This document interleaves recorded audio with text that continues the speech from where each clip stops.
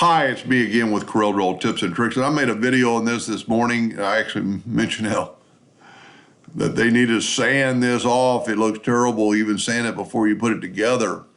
But somebody asked how you do it. There's a program out there, and I do have it, but I've got it on an old computer, and I'm kind of locked up. I'm working on getting it, and I'll make another installment because it'll do this a lot quicker. But if you wanted to do this manually, it's a pretty fun process. And I'm going to do it differently than they did these cubes because this would not look as good and be kind of hard. I'm going to do it with a living hinge or a flex hinge. It's really pretty easy, and if you ever want to email me, I can actually get you the hinge itself. I think one of these lines is looks like it's a little thicker. Yep, I had a double line there. So I'm going to group these back together. So we're going to do this letter C. It would be probably maybe an easiest one, but not particular. But what we need to do, we need to have an inside and an outside and then a middle. And my tabs are going to be more in the middle than this one is.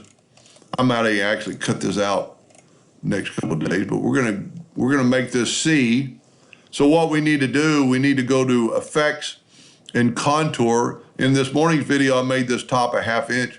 I still want it to be a 1/2 inch, but I'm going to contour it twice 1/4 inch because I want an inside line.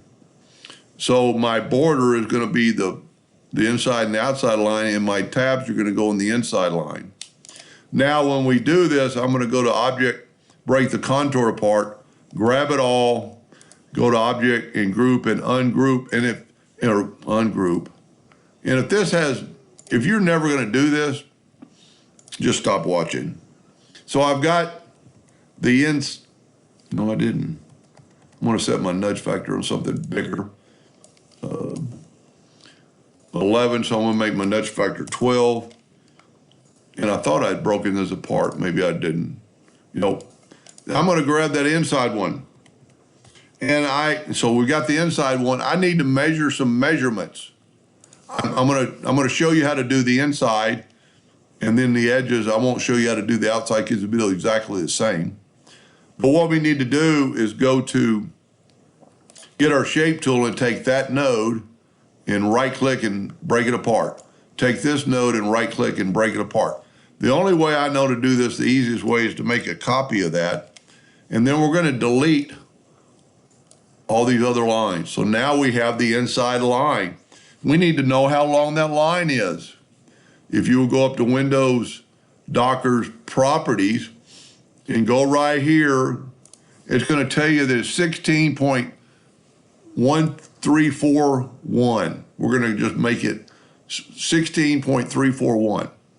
So we're going to actually type that out, 16.341. And then I would always double check to make sure that's what you got.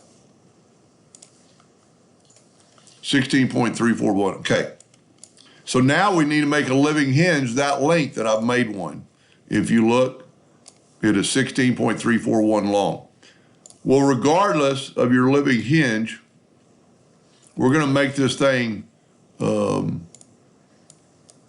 1 inch tall. So I have a living hinge here.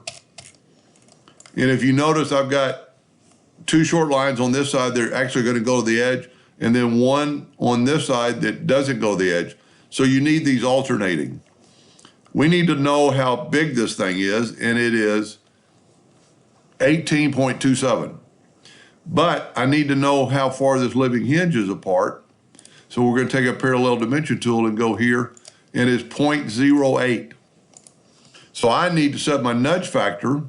So I'm going to make sure this is a group. I need to set my nudge factor. So what I'm going to do, I'm going to grab this number or write it down, but I'm going to copy it. I'm going to click off this. I'm going to hit the delete key. I'm going to paste that number in. I'm going to backspace, take away the spaces, plus 0.08. Okay, and I get that 1907.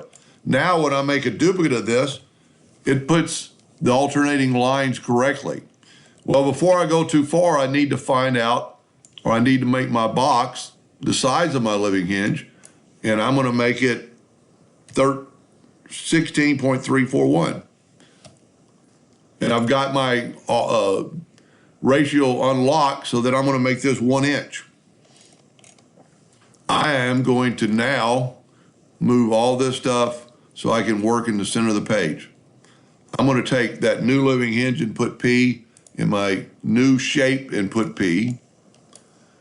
And then I'm going to move this over to kind of the end. Matter of fact, what I can do is hit L on the keyboard and it put it to the left. But that also put it on that double line there.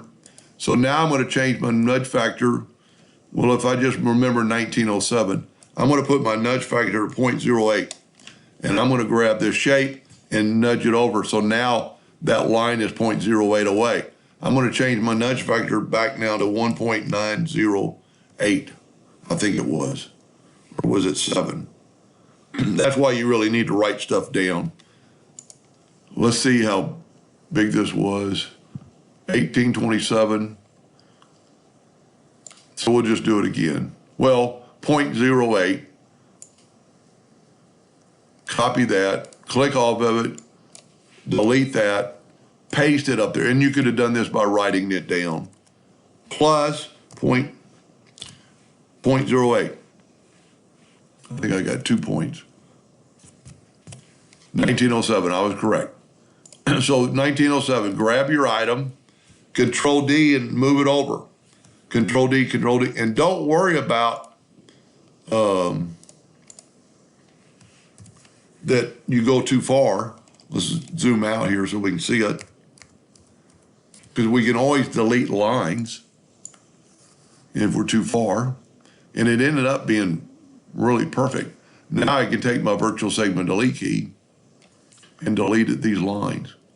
That is a perfect living hinge. So this is just for the entire interior part of the G. It's kind of hard to believe that it's going to take that long of a curve to go around that spot, but trust me, it's correct. So this is part 1 of this. If you have interest in it, stay tuned for part 2. Hope that helped. Thank you for watching.